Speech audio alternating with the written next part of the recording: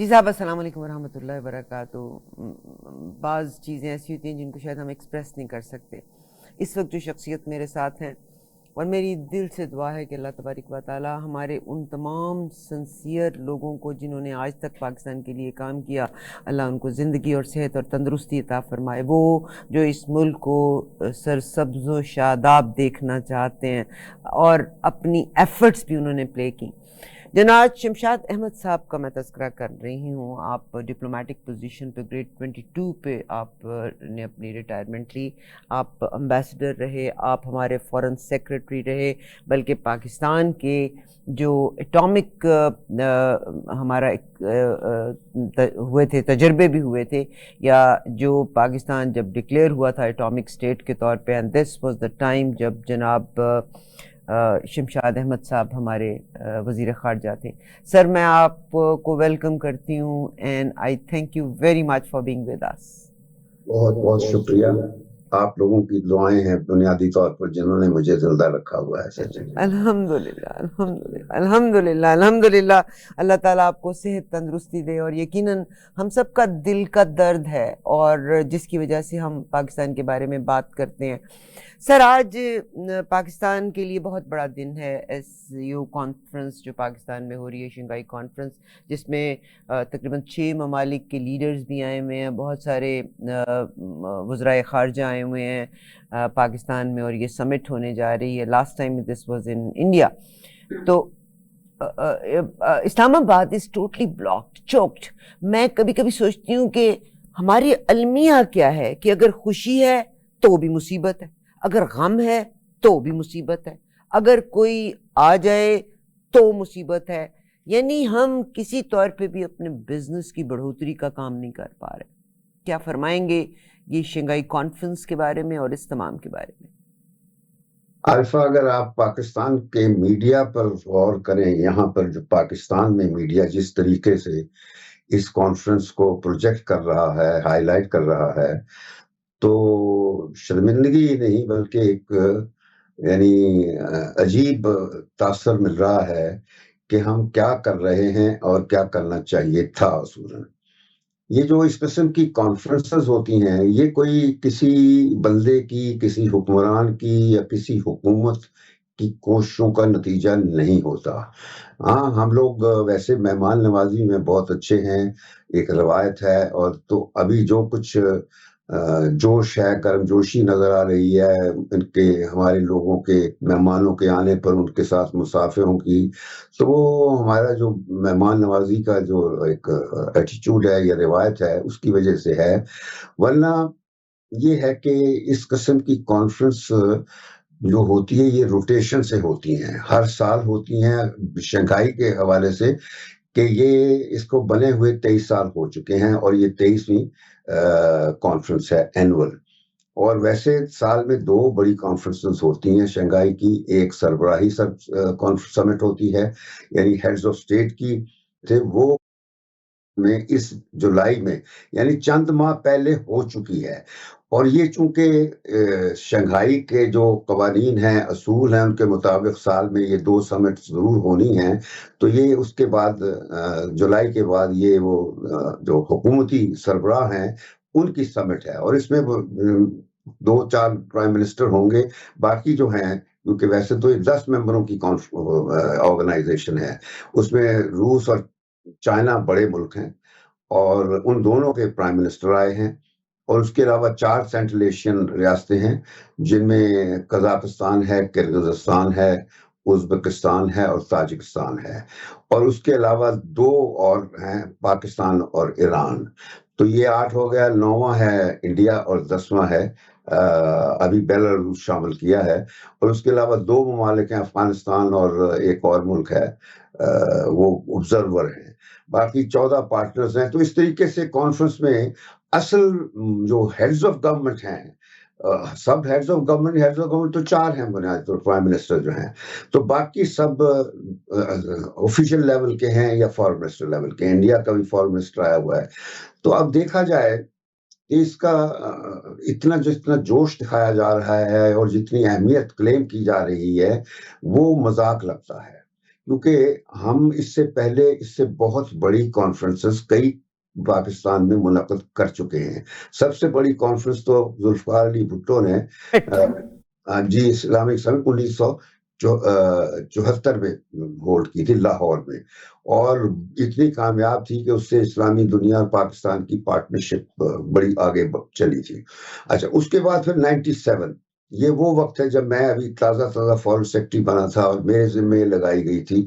تو اس وقت ہم نے پاکستان کی 50ویں سالگرہ کے موقع پر اسلامی دنیا کے انیشیٹو پر اسلام آباد میں یہ سمٹ ہوئی تھی. جو 57 ممالک ہیں انہوں نے پاکستان کو 50ویں سالگرہ کا ٹریبیوٹ دینے کے لیے, تو وہ ہم نے 57 ملکوں کی اسلام آباد میں کانفرنس منعقد کی. پھر اس کے بعد 1995 میں جب پھر ایکو, جس کا میں سیکرٹری جنرل تھا 4 سال کے لیے, تو میں نے وہ ایکو ہوتی تھی کسی زمانے میں RCD کے طور پر ایران, پاکستان اور ٹرکی نے بنائی تھی 1964 میں. انفیکٹ اس خطے میں پورے ایشیا میں یہ پہلی ریجنل کوآپریشن آرگنائزیشن تھی جو اس طرح علاقائی سطح پر جو تشکیل دی گئی تھی RCD. تو وہ پھر جب ایران میں ریولوشن آ گیا تو پھر اس کا نام تینوں ملکوں کی مرضی کے ساتھ اکنامک کوآپریشن آرگنائزیشن رکھ دیا گیا تھا, ایکو جس کو کہتے ہیں. اور RCD کا پہلا سیکرٹری جنرل ہوتا تھا مسرت زبیری پاکستان سے, اس کے بعد پھر ایک ٹرکش تھا, پھر اس کے بعد ایرانی تھا. اور پھر جب انقلاب کے بعد میری تعیناتی وہاں ہوئی ہے سیکرٹری جنرل, تو مجھ سے پہلے وہ تھے اپنے ایک سول سروس تھے, مجھے نام نہیں یاد آ رہا, بڑے مشہور, وہ بھی بہت اچھے بیوروکریٹ تھے. تو خیر میں کہنا یہ چاہتا ہوں کہ 96 میں اپنی جو ٹینیور تھی مکمل کر کے اسلام آباد واپس آیا. لیکن اس کو 95 میں نے یہ 3 ممبروں سے ایکسپینڈ کر کے 10 ممبروں کی آرگنائزیشن بنایا تھا کہ میں پرسنلی جا کے سینٹرل ایشیا کی جو 6 ریاستیں تھیں ان کو شامل کیا اس میں, اور افغانستان کو شامل کیا. یہ جب میں ایران میں سفیر ہوتا تھا اس وقت مجھے موقع ملا ان ممالک کے ساتھ تعلقات بنانے کا, اور میں نے ان کو کنونس کر دیا کہ آپ لوگ آئیے, آپ آزاد ہوئے ہیں اب روس کے کنٹرول سے, تو ہم آپ کو ورلڈ مین سٹریم میں کھینچ کے لے جائیں گے, اپنا حصہ بنا کے مین سٹریم میں. تو وہ سب نے بڑی خوشی سے جوائن کیا. تو یہ پہلی سمٹ 95 میں اسلام آباد میں ہوئی تھی جس میں 7 نئے ممبر شامل کر کے ہم 10 ممبروں کی ہم نے کانفرنس کی. تو یہ بڑی کانفرنسز تھیں. آج اس کانفرنس کے بعد 95 کے بعد یہ بڑی کانفرنس جو ہے وہ ہو رہی ہے. یہ یقیناً عزت افزائی کی بات تو ضرور ہے, مگر ساتھ یہ بھی دیکھنا ہوتا ہے کہ جب جہاں بھی اس قسم کی اور اس پائے کی کانفرنس ہوتی ہے تو بہت میڈیا آتا ہے اور اس ملک کو بڑی ایکسپوجر ہوتی ہے. لیکن ایکسپوجر جو ہے جہاں تک وہ ان کے بیانوں تک ہے, 10 منٹ کا سٹیٹمنٹ کرنا ہوتا ہے, تو وہ اس میں میڈیا انٹرسٹڈ نہیں ہوتا ہے. باقی رہا جو حکومتیں بھی ہوتی ہیں وہ صرف وہ سٹیٹمنٹ پڑھ دیتی ہیں, لیکن ان کے جو سفارت خانے ہیں وہ سارا وقت اس ملک کے جو لوکل حالات ہیں ان پہ ان کی توجہ ہوتی ہے. اور ہم آج کل جس قسم کے بحران سے گزر رہے ہیں, تو میں یہ کہنا چاہتا ہوں کہ اس اتنے پائے کی, اتنے لیول کی سمٹ کو بلا کے ہم نے نہ صرف یہ کہ شنگھائی کوآپریشن آرگنائزیشن کے ساتھ زیادتی کی ہے, بلکہ پاکستان کا بھی جو نیگیٹو امیج جو ویسے ادروائز اتنا پروجیکٹ نہ ہوتا جتنا اب اس کانفرنس کے ذریعے سے ہو رہا ہے, یعنی بونافائیڈی مقصد کے پردے میں ساتھ ساتھ یہ بھی ہو رہا ہے کہ یہاں اس بحرانی صورت کا فائدہ اٹھاتے ہوئے یہ موجودہ حکومت جو ہے وہ آئین میں ترمیم بھی کر رہی ہے. یعنی یہ دیکھیے کس طرح اندرونی جو بونافائیڈی مقاصد کے پردے تلے ایک میلافائیڈی کوشش کی جا رہی ہے کہ آئینی ترمیم جلدی سے جب اس سمٹ یہاں ہو رہی ہے, تو یہ آپ 17-18 اکتوبر کو دیکھیں گے کہ یہاں اسمبلی میں بھی ایک اکھاڑا لگے گا جہاں وہ یہ ترمیم پاس کی جائے گی. تو اس قسم کے واقعات ہیں. باقی آپ نے جو معیشت کی بات کر رہے تھے, تو معیشت کا بھی یہ ہے کہ پاکستان یہ میڈیا, یہ تاثر میڈیا کو دیا جا رہا ہے کہ اس سے بہت تجارت پھیلے گی, بہت اور اپرچونٹیز کھلیں گی, سائبر کاؤنٹر ٹیررزم کا ہوگا. ٹھیک ہے, ایجنڈا کافی وسیع ہے. اور میں پھر آپ کو بیک گراؤنڈ کے لیے آفا بتانا چاہتا ہوں کہ یہ جو شنگھائی کوآپریشن ہے اس کا آغاز 90s کی دہائی میں چائنا اور روس نے شروع کیا تھا، کیونکہ روس سے یہ سینٹرل ایشیا کی جو ریاستیں تھیں یہ علیحدہ ہو گئی تھیں، مگر روس بہت کوشش تھا کہ ان ریاستوں کے ذریعے امریکہ اور یا پھر افغانستان کے ذریعے ٹیررزم کا جو ہے نا اس سے خدشہ تھا ان کو. تو دونوں نے، روس نے اور چائنا نے مل کے ایک شنگھائی 5 کے نام سے تنظیم بنائی تھی 95 میں، اور اس میں پہلے روس اور چائنا تھے اور ایک قزاقستان، کرغزستان اور تاجکستان، بس یہ تھے. تو پھر 2001 میں یہ 6 ممبروں کی ہو گئی، اور پھر 2005 میں ایران اور پاکستان اور انڈیا وغیرہ کو آبزرور کے طور پہ لے لیا گیا، اور 2017 میں ہم لوگ پورے ممبر بن گئے ہیں. تو آج پھر موجودہ شکل میں آ گیا ہے.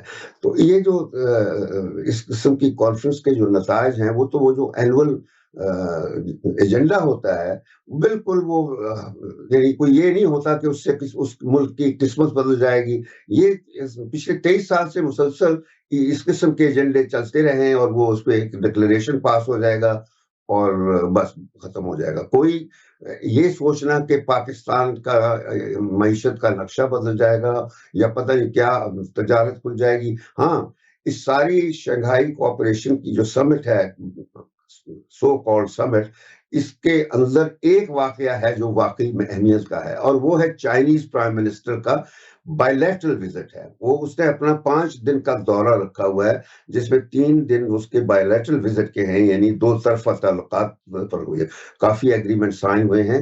تو چین کے حوالے سے تو ہمیشہ ترقی ہوتی ہے، اچھے معاہدے ہوتے ہیں اور کنکریٹ چیزیں ہوتی ہیں، تو اس میں آبویسلی اچھا نتیجہ نکلے گا.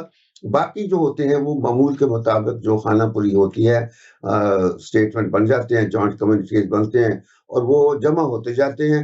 آپ کو اندازہ نہیں کہ یونائٹڈ نیشنز میں ہر سال وہاں ان کا جو یونائٹڈ نیشنز کا سالانہ اجلاس ہوتا ہے، اتنی قراردادیں پاس ہوتی ہیں ہزاروں کی تعداد میں، اور دنیا میں سب سے زیادہ کاغذ استعمال ہوتا ہے ان کانفرنسز پر. جو یہ یونائٹڈ نیشنز یا اس طرح کی ریجنل علاقائی تنظیمیں ہیں، جتنی ریزولوشنز ہوتی اڈاپٹ کی جاتی ہیں، کہ دنیا میں اتنا پیپر کہیں نہیں استعمال ہوا. اور وہ دنیا میں جو جتنا بھی ویسٹ پیپر ہے، وہ بھی وہی چیزیں جو قراردادیں اڈاپٹ ہوتی ہیں، وہ چند سالوں میں آرکائیوز میں پڑی سوکھ جاتی ہیں، کیونکہ عمل کرنے کی آج تک کسی کو توفیق نہیں. نہ یونائٹڈ نیشنز کی قراردادوں پر عمل ہوتا ہے اور نہ ہی کسی اور تنظیم کے. بہت تو یہ شکریہ. ہے مختصر کا قصہ. آپ نے جب یہ ساری بات کی تو مجھے یاد ہے 1974 کی جو اسلامک سمٹ تھی، میرا خیال ہے اس کے تو ایور لاسٹنگ ریزلٹس تھے، اور ان 5-6 بندوں کو چن لیا گیا تھا، جس میں بھٹو صاحب تھے، ایدی امین تھے لیبیا سے، قذافی تھے یوگینڈا کے، ایدی امین تھے، شاہ فیصل تھے. اور آپ دیکھیے کہ آج وہ ہمارے بیچ میں بھی نہیں ہیں. اور بھٹو صاحب کی یہ بہت بڑی کوشش تھی کہ بلیک گولڈ اسی زمانے میں ڈیفائن کیا گیا تھا. شمشاد صاحب کے بارے میں جب میں ذکر کرتی ہوں، یہ وہ لوگ ہیں جن کے پاس وسائل بھی تھے، جن کے پاس ہر چیز تھی. اگر یہ بھی چاہتے تو عیش کی زندگی گزار سکتے تھے. آپ سیکرٹری خارجہ بھی رہے، آپ ڈفرنٹ ڈپلومیٹک پوزیشنز کے اوپر بھی رہے، اور یہ وہ ٹائم ہے 1999 میں جب نیوکلیئر ٹیسٹ کیا تھا پاکستان نے، ہی واز انچارج. یہ بھی چاہتے تو باہر کے ملکوں میں عیشی کی زندگی گزار سکتے تھے، بڑے بڑے مربع پلاٹ لے سکتے تھے، but he preferred to live in Pakistan. What a wonderful, these are the role models. میں ڈاکٹر قدیر خان کی بات کرتی ہوں، میں عبدالستار ایدی کی بات کرتی ہوں، میں شمشاد صاحب کو اس کیٹیگری میں لے کے جاتی ہوں. سر میرا ظاہر ہے یہ والی سمٹ ہو رہی ہے، اس قوم کو آپ نے کہا کہ ہمارا میڈیا جس حساب سے ٹیلی وائز اس کو کر رہا ہے، اس کا مطلب ہے کہ اس ملک میں پڑھے لکھے جاہل موجود ہیں، یا اس ملک کی عوام کی سادگی کا فائدہ لیتے ہوئے اس عوام کو رانگ انفارمیشن پرووائڈ کی جا رہی ہے، یعنی ان کو صحیح راستہ زندگی کا نہیں دیا جا رہا، جو کہ ان دا لانگ رن انہی لوگوں کے لیے نقصان کا باعث بھی بنے گا. اس کے بارے میں کچھ فرمائیں گے؟ کیوں پاکستان کی قوم کو یعنی حقیقت بتانے کی بجائے چیزوں کو بڑھا چڑھا کے بیان کیا جاتا ہے، سیلف پریز؟ مجھے کبھی کبھی لگتا ہے کہ یہ پاکستان کا میڈیا وہ رول پلے کر رہا ہے دا فال آف آٹمنس، بادشاہوں نے جب اپنی تعریفیں کروانا شروع کر دی تھی. دی فال آف مغلز، جب ان بادشاہوں نے درباروں کے بیچ میں صرف اپنی قصیدہ گوئی کرنا شروع کر دی تھی. آئی بلیو وہی بانسری اس وقت بھی الاپی جا رہی ہے. فرمائیں گے کچھ اس کے بارے میں؟ ایسا ہے کہ صرف میڈیا کو بلیم نہیں کرنا چاہیے. ہمارے ملک میں تقریباً سارے کے سارے ادارے جو ہیں وہ اپنا فرض نہیں ادا کر رہے، بلکہ اپنے جو فرائض ہیں ان سے بہت دور جا چکے ہیں.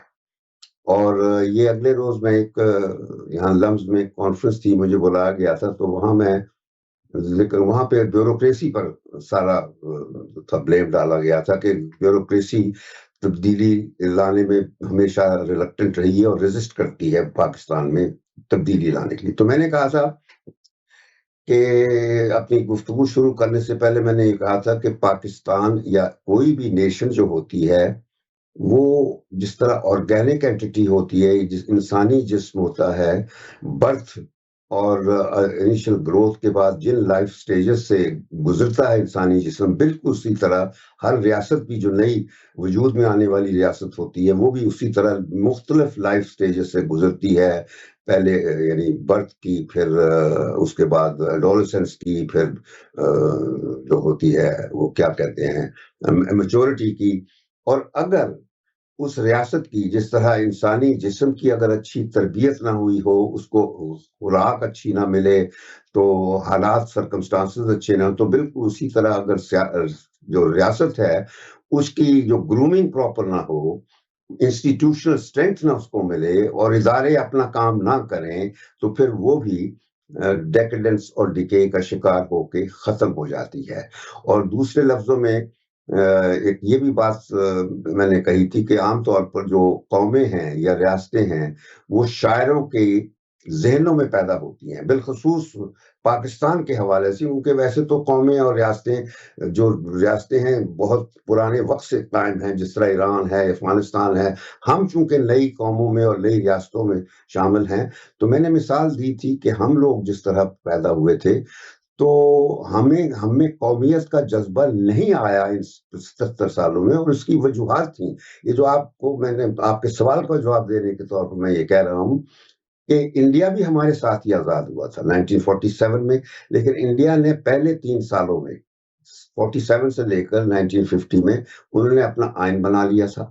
انہوں نے اپنی لینڈ ریفارمز، اپنی اکنامک ریفارمز، اپنے ایڈمنسٹریٹو ریفارمز، ریاستوں کی مرجر ٹوٹل اور فوج کا رول متعین کر دیا تھا. اور نتیجہ یہ تھا کہ جب 47 کے بعد 50 میں انڈیا جو مکمل طور پر ایک ریاست تھا، اور انڈیا کو ایک فائدہ اور تھا انگریزوں کے راج کے پیریڈ میں بھی، جتنا بھی سیاسی پروسیس ہوا تھا بر صغیر میں، ہندوستان میں، وہ صرف ان ریاستوں میں ہوا تھا جہاں ہندو میجورٹی تھی. کیونکہ جو مسلم میجورٹی کے تھے، بالخصوص سندھ، پنجاب اور فرنٹیئر اور بلوچستان، بنگلہ دیش جو ایسٹ بنگال تھا اس کو میں چھوڑ دیتا ہوں کیونکہ اصل پاکستان وہاں پیدا ہوا تھا. تو لیکن یہ جو 4 صوبے پاکستان میں آئے ہیں موجودہ پاکستان میں، تو ان میں 2 تو حصے تھے جس کو خیبر پختونخوا کہتے ہیں یا فرنٹیئر اور بلوچستان، یہ اس علاقے کا حصہ تھے اوریجنلی، جس کو افغانستان کہا جاتا تھا یا اپنے وقت میں ایران کہا جاتا تھا. اور وہ جو تھے ریاستیں دونوں، ایران کے بعد افغانستان وجود میں آیا ہے 17ویں 18ویں صدی میں، یعنی اس سے پہلے ایران کا بادشاہ حکمرانیت کرتا تھا. تو یہ جو سلسلہ ہے، اس کا نتیجہ یہی ہے کہ پاکستان میں وہ چیز پیدا نہیں ہو سکی جو پنجاب اور سندھ ہیں. یہاں کے لوگ جو ہیں وہ ذہنی طور پر ان کی جو جینز ہیں ان میں غلامی سرایت کر گئی ہوئی ہے. وہ انگریزوں کے وقت ہی نہیں، انگریزوں سے پہلے بھی، اس سے پہلے بھی جب بھی سینٹرل ایشیا سے لوگ آتے تھے تو یہ ان کا استقبال کرتے تھے دریائے سندھ پر جا کر، اور پھر ان کو دلی تک لے جاتے تھے. جب ان سے دل بھر جاتا تھا تو ان کے خلاف سازش کرتے تھے، اور سازش کر کے پھر نئے حکمرانوں کا استقبال کے لیے تیار ہوتے تھے. ان نٹ شیل یہ وہ 2 صوبے جن کے لوگوں کو اپنے ذاتی مفادات اور مقاصد کے لیے کمپرومائز کرنا انہیریٹنس میں مل گیا. سر، انگریزوں کے زمانے میں وڈیرے اور فیوڈل لارڈز پیدا ہوئے. यहाँ पे 2 आने दे के वो अपनी 2 आनाज जिसको कहते थे, घोड़ों की रखवाली जो करते थे, उसकी परवरिश करते थे, तो उनका नाम 2 आनाज पड़ गया था, 2 आनाज जो होते हैं। तो इस तरह कबीलों के नाम जो हैं वो अंग्रेजों ने दिए हुए थे, और ये वही लोग हैं जो 1857 की जंग आज़ादी में, जो कि हिंदुओं और मुसलमानों ने मिलकर अंग्रेजों के खिलाफ लड़ी थी आज़ादी की खातिर। उस वक्त हम लोग इकट्ठे थे, हिंदू और मुस्लिम, लेकिन ये लोग जो थे, ये इन्होंने अंग्रेजों का साथ दिया। ये अंग्रेजों का जो मिलिट्री दस्ता होता था, मुखबरियां, बहुत सारी मुखबरियां की, सब जी, यानी उनके मैं मुखबरों का काम भी करके। जाके मुसलमानों की मैसेकर में हिस्सा लिया है। ये सारे जो वडेरे और हमारे लोग थे, लाहौर शहर के अंदरूनी फैमिलियां जो है, ये भी उसमें शामिल होती थी, बड़ी मशहूर फैमिलियां बहुत जो आजकल घोड़ों की जुलूस निकालती हैं और ये सब करती है इस किस्म। ये सर आपने अभी जवाब दे दिया। आपने पहले हमें इन्फॉर्म किया है आइनी तरामीम यानी शंघाई कॉन्फ्रेंस की पिछली साइट पे आइनी तरामीम पे भरपूर गौर किया जा रहा है। सर मुझे ये बताइएगा कि अभी तक सुप्रीम कोर्ट के जज तक का फैसला नहीं हो पाया, और जनाब काजी फायज ईसा साहब की रिटायरमेंट पे आई बिलीव हार्डली 10 दिन का वक्फा रह गया है। तो ख्वाजा आसिफ महमूद साहब ने एक बयान दिया है। उन्होंने कहा है कि नए अदालती दौर में मुल्क के इंतखाबी नताइज का ऑडिट कराया जा सकता है। टोटल कियोस, यानी जो सेनेटर्स की इनके पास अक्सरियत है नहीं, 2/3 अक्सरियत लेने के लिए ये आइनी तरामीम को भरपूर तौर पे तब्दील किया जा रहा है। लोगों की तवज्जो एक तरफ डाल के पीछे से डाका जनी की जा रही है। कुछ आप फरमा दें, लोगों तक पैगाम पहुंचा दें ताकि तसल्ली मिले। ये है आरफा, देखिए इस किस्म की बातें कौन क्या कह रहा है, मैं इस पे कोई तवज्जो नहीं देता। बुनियादी तौर पर एक चीज क्लियर है कि हमारे यहाँ इस वक्त जो है ना, रियासत नहीं रही है। बस मैं जाती तौर पर मेरी सोच ये है कि पाकिस्तान एक रियासत नहीं रहा, क्योंकि आमतौर पर जो रियासत होती है उसमें सबसे पहले कानून साजी के लिए एक पार्लियामेंट होती है। हमारे यहाँ पार्लियामेंट जो है वो सही कानून साजी नहीं, एक दफा बस आइन वो भुट्टो बना गया, लेकिन उसके बाद फिर खिलवाड़ हो रही है वो इसकी। तो जिस मुल्क में पार्लियामेंट का काम ना कर सके, और जिस मुल्क में हुकूमतें हुकूमत का काम ना करें, और जिस मुल्क में देखिए ना, मौजूदा हुकूमत के बारे में आपको क्लियरली सब पता है कि इनको इक़्तिदार कैसे मिला। वो जाली जो फॉर्म 45, फॉर्म 47 की बुनियाद पर इनका इंतखाब हुआ, वरना ये तो सारा इलेक्शन 8 फरवरी को हार गए थे। वो तो सारे जो पीटीआई थी, इमरान खान की पार्टी, उसको भी जो अक्सरियत मिली थी। तो ये तो सब कुछ 45 की बजाय 47 के फॉर्म पर मुंतखब करके तो ये इक़्तिदार में बैठे हैं। अगर आज वो जो सीटें ऑलरेडी जिस पे सुप्रीम कोर्ट ने बड़ा जबरदस्त फैसला दिया था, उस पर अमल इलेक्शन कमीशन करता, तो अब तक ये सिचुएशन बदल चुकी होती। लेकिन बदकिस्मती ये है कि इलेक्शन कमीशन बजाते खुद जो है वो आइन की खिलाफ वर्जी का मुर्तकब हुआ है।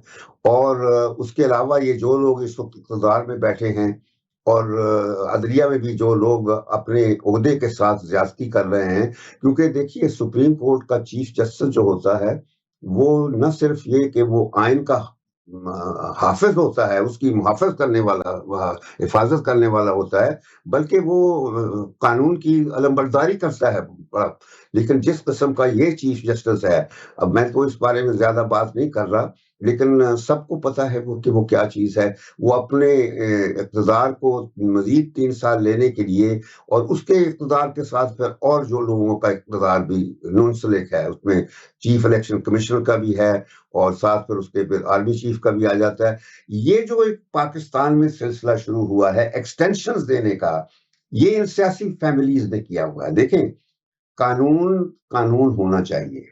मैंने बात की ना, पार्लियामेंट नहीं हमारे मुल्क में, हुकूमत नहीं है, जुडिशरी नहीं है, फौज नहीं है। फौज अब पुलिस का काम करती है, पुलिस नहीं रही, पुलिस अपना काम नहीं कर रही, बल्कि वो बुनियादी तौर पर कब्जा ग्रुपों की सरपरस्ती करती है, उस तरफ लगी हुई है। और फिर ना ब्यूरोक्रेसी अपना काम कर रही है, ब्यूरोक्रेसी भी बहुत जिम्मेदार है। 90% ब्यूरोक्रेट्स जो हैं वो बेईमान हैं, और वो सियासतदानों ने बेईमान किए हैं। ये मैं कह रहा हूं कि असल जितना भी गंद पड़ा है, ये ना फौज کی بنیادی ذمہ داری فوج کی نہیں ہے. اکثر لوگ سمجھتے ہیں کہ فوج نے, میں کبھی فوج کو اس کا ذمہ دار نہیں سمجھتا. یہ جب سے یہ دو فیملیز آئی ہیں 90 کی دہائی میں, اس وقت سے فوج نے کوشش کی کہ ان دونوں فیملیز کو اپنی جگہ پہ رکھیں, لیکن انہوں نے فوج کو بھی بالکل اتنا انکمپیٹنٹ بنا دیا کہ مشرف کے فوراً بعد اس بحران کا فائدہ لیتے ہوئے انہوں نے فیصلہ, زرداری نے امریکہ کو ایک میمو لکھا تھا اور اس میں یہی کہا تھا کہ بھی آپ ہمارا کنٹرول فوج پر کروا دیں تو پھر ہم فوج کی تقرریاں اور ہر چیز آپ سے پوچھ کے کریں گے. تو امریکہ نے جنرل کیانی کو کروا دیا, اور پھر کیانی اور زرداری نے مل کے, آپ کو پتہ ہی ہے کیانی نے اپنا زرداری نے تو یونائٹڈ اسٹیٹس اور انڈیا کا جو نیوکلیئر ڈیل تھا, جو انٹرنیشنل اٹامک انرجی ایجنسی میں کلیئر ہونا تھا اس پہ before it could be operationalise, تو ان دونوں نے وہاں ہمارے ایمبیسڈر کو آرڈر دیا کہ تم بجائے اس کو, اس نے ویٹو کروا دیا تھا کیونکہ ساری دنیا کے دوسرے ممبروں نے ہمیں سپورٹ کیا تھا کہ یہ کون سا کرائیٹیریا ہے جس پر انڈیا کو یہ ویور مل رہا ہے نان پرولیفریشن ٹریٹی سے, تو وہ امریکہ دلوا رہا تھا. تو جب وہ ویٹو کر دیا اس نے, شہباز گل تھا اس سفیر ہمارا بیانہ میں, یہ مشہور کرکٹر ہوتا تھا آفتاب گل, اس کا چھوٹا بھائی تھا اور بڑا اچھا سفیر تھا ہمارا, اور اس نے کوئی اس کو انسٹرکشن نہیں دی, اس نے خود ججمنٹ استعمال کرتے ہوئے اس کو ویٹو کروا دیا امریکہ اور انڈیا کے ڈیل کو. اور جب وہ پتہ چلا بش کو, پریزیڈنٹ بش کو, اس نے زرداری کو فون کیا اور زرداری کہا give me 24 hours Mr. President, I'll do it. تو ان 24 گھنٹوں میں اس نے نہ صرف وہ ویٹو اٹھایا بلکہ ایمبیسڈر کو کہا کہ کنسنسس جوائن کرو اور حصہ بنو اس کا, تو وہی کیا. اور وہ بیچارہ شہباز جو ہے وہ 2 سالوں بعد فوت ہو گیا صدمے سے, اتنا وہ, یعنی اس کو اتنا صدمہ ہوتا کہ اس سے اتنا غلط کام کروایا ہے. تو اس کے علاوہ جو اسامہ بن لادن جو چھپا ہوا تھا پاکستان میں لا کے ایبٹ آباد میں, تو وہ بھی تو یہ پھر ہمارے لوگ مل کے حسین حقانی, زرداری, ان سب کر کے پھر امریکہ کی مدد کر کے اس کو مروایا. تو یہ اس قسم کا کام اس وقت سے شروع ہے, اور اس وقت سے ہی جو دوسری شریفوں کی فیملی ہے ان کا ہمیشہ کوشش یہ رہی ہے کہ آرمی چیف کو پولیس چیف بنا دیا جائے. اور یہ راحیل شریف کے زمانے سے شروع تھی, بلکہ اس وقت میں نے ایک آرٹیکل بھی لکھا تھا کہ یہ ان کو ناکامی ہوگی کیونکہ آرمی چیف جو ہیں وہ ان کی ٹریننگ اس طریقے سے ہوئی ہے کہ وہ اس طرح سیاست دانوں کے انفلوئنس میں نہیں آئیں گے. لیکن یہ جو 3 سال کا لالچ ہے یہ راحیل شریف کو بھی خرید گیا. راحیل شریف نے خود ایکسٹینشن لینی تھی مگر نواز شریف نے نہیں دی, تو اس کو سعودی عرب میں شہزادوں کی گود میں بٹھا دیا اور وہ اب تک وہاں محلوں میں رہتا ہے. اور کیانی کو انہوں نے 3 سال کی ایکسٹینشن دے دی, اور اس کے بعد پھر یہ نواز شریف باجوہ کو لے کر آیا, اور باجوہ کو جس وقت نواز شریف سے کوئی شکایت پیدا ہو گئی کہ اس نے باجوہ نے آ کر پھر اپنی چلائی اور عمران کو سپورٹ کر کے عمران کو لے آیا, نواز شریف کو نکال دیا, تو نواز شریف نے پھر اس سے بدلہ لے لیا اور عمران کو پھر ایونچولی باجوہ نے ان دونوں کی مدد سے, شریفوں کی مدد سے اور زرداری کی مدد سے عمران کو ہٹایا. تو یہ سازشیں جو ہیں یہ کوئی امریکہ سازشیں نہیں کرتا, ان کو پتا تھا کہ امریکہ کی خواہش ہے, وہ تو امریکہ کا تو ایک گلوبل ڈاکٹرن ہے رجیم چینج کا کہ وہ جن حکمرانوں کو پسند نہیں کرتے تو ان کی خواہش یہ ہوتی ہے کہ وہ نہ رہے اقتدار میں. لیکن ہمارے کیس میں بھی جب عمران خان تھا وہ بائیڈن وغیرہ اس کو پسند نہیں کرتے تھے کیونکہ وہ ایک آزاد حکمران تھا, وہ پاکستان کی انڈیپینڈنس پر یقین رکھتا تھا, اور اس نے فیصلہ کر لیا تھا کہ وہ کسی جنگ کا حصہ نہیں بنے گا, پراکسی وار نہیں لڑے گا, اور ہم آزادی رکھیں گے, نہ ہم کسی ایک بلاک کا حصہ اگینسٹ دی ادر نہیں بنے گے. تو وہ کر رہا تھا. تو بالآخر وہ جب امریکہ کی خواہش پر یہ ہمارے اندرونی لوگوں نے سازش کر کے وہ کی اور جس پہ اس کو نکال دیا گیا. تو یہ جو ہے نا پاکستان میں اس قسم کی سازشیں, اور یہ نئی بات نہیں ہے, یہ لیاقت خان کے زمانے سے تھی. انفیکٹ اس وقت بھی یہی حال تھا کہ لیاقت علی خان امریکہ گیا, پہلے تو امریکہ نے انوائٹ نہیں کیا تھا لیاقت علی خان کو, لیکن وہ پھر ہم نے یہ کیا تھا کہ راجہ غضنفر علی خان ایران میں سفیر تھا, لیاقت علی خان وہاں سے گزر رہے تھے, ٹرانزٹ کر رہے تھے, لندن جا رہے تھے, تو کھانے پہ ملاقات جب ہوئی روسی سفیر کے ساتھ تو ہم نے ذکر کر دیا کہ اسٹالن کیوں نہیں انوائٹ کرتا ہمارے پرائم منسٹر کو. تو اس نے کہا میں 1 ہفتے میں آپ کو انویٹیشن دلا دیتا ہوں. تو ہمارا خیال تھا کہ جب ہمیں روس بلائے گا, سوویت یونین بلائے گا, تو پھر امریکہ بھی بلائے گا. تو 1 ہفتے میں اسٹالن کا انویٹیشن آ گیا, اور ہم نے وہ انویٹیشن جو ایسے لہرا دیا کہ بھی یہ دیکھو ہمیں انویٹیشن آ گیا ہے. جس طرح عمران نے اپنے وقت میں وہ جو سائفر تھا وہ لہرایا تھا, ہاں تو وہ لہرایا, تو ہم اس وقت لیاقت علی کے زمانے میں ہمارے راجہ مظفر نے اس کو لہرا دیا تھا کہ دیکھو ہمیں انویٹیشن آ گیا. تو خیر امریکہ گیا لیاقت علی خان, بڑا اچھا وزٹ ہوا, 2 ہفتے کا وزٹ تھا, اور آخر میں پریزیڈنٹ ٹرومن نے اس کو کہا لیاقت کو کہ وی نیڈ یور فوج دے دیں, فوجی دستہ کوریا میں ہمارے ساتھ لڑنے کے لیے, کورین وار میں. تو لیاقت علی نے کہا ایبسولوٹلی ناٹ, میرے قائد کا فرمان ہے کہ ہم friendship with all enmity with نن, اور ہم کوئی جنگ نہیں لڑیں گے. تو وہ واپس آ گیا لیاقت علی خان, لیکن امریکہ نے کچھ نہیں کیا. وہ ہمارے اندر لوگ تھے, ایلیمنٹس تھے, جو سول ملٹری بیوروکریسی میں جو امپیریل کنیکشنز والے تھے, جو سوچتے تھے کہ امریکہ کو ہم نے اپنے ساتھ رکھنا ہے یا ہم نے امریکہ کے ساتھ رہنا ہے, اور انہی کی کوششوں سے ہم امریکہ کے پٹھو بن گئے تھے اس وقت کولڈ وار میں. جو 2 پاور بلاک تھے, ہم نے یہ امریکن بلاک, ویسٹرن بلاک, یہ اسی سول ملٹری بیوروکریسی جو امپیریل کنیکشن والی تھی ان کی کوششوں میں. تو یہ ہوا کہ جب ان لوگوں کی سازش سے ہم نے 2 ہفتے بعد لیاقت علی نے ماسکو جانا تھا وزٹ پر. ہم نے سوچا کہ اب یہ چونکہ امریکہ ناراض ہو گیا تو ہم کم از کم سوویت یونین کے ساتھ کچھ بیلنس کریں.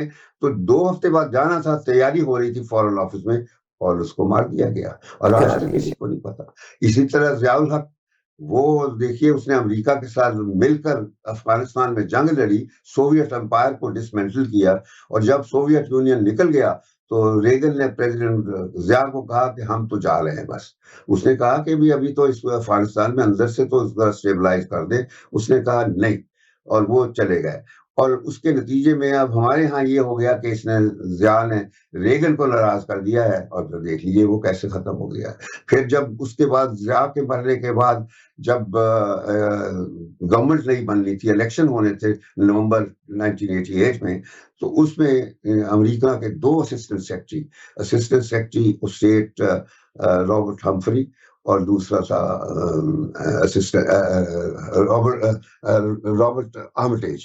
تو رچرڈ ایمٹیج اور رچرڈ ہمفری, دونوں, چونکہ رچرڈ امریکہ میں ڈک کہتے ہیں نا, تو میں اس زمانے میں کہا کرتا تھا یہ 2 ڈکس آر ان پاکستان ناؤ. تو they came to negotiate with فوج, اور انہوں نے کر کے بے نظیر کو پرائم منسٹر بنایا, قطع نظر اس کے کہ ووٹ نواز شریف کو زیادہ ملے تھے.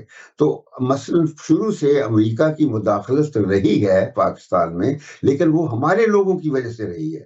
یہ ہمارے سیاستدان ہیں, انہوں نے پہلے 9 سال آئین سازی میں گزارے, سازشوں میں گزارے, فوج کو اتنی سپیس دے دی کہ وہ آج تک وہ سپیس سے پھیل کر اب اتنے اس کی رول ہو گیا ہے کہ آج تک وہ چل رہا ہے.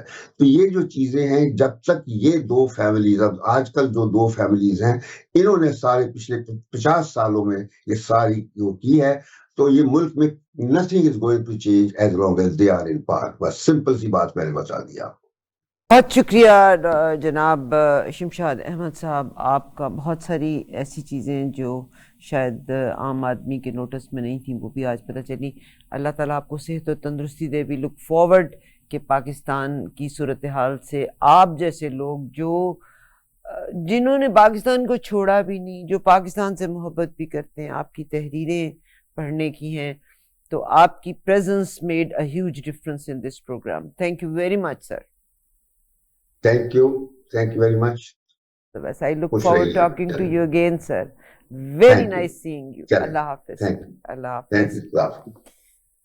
جی صاحب, پروگرام کو اسی طرح سنتے رہیے گا, اور مطلب یہ نہیں کہ کوئی میرا ہے, حقیقت میں یہ لوگ گریٹ ہیں. Never he wanted, he could have settled abroad anywhere, مگر جینا مرنا سب کچھ ان کا پاکستان کے لیے.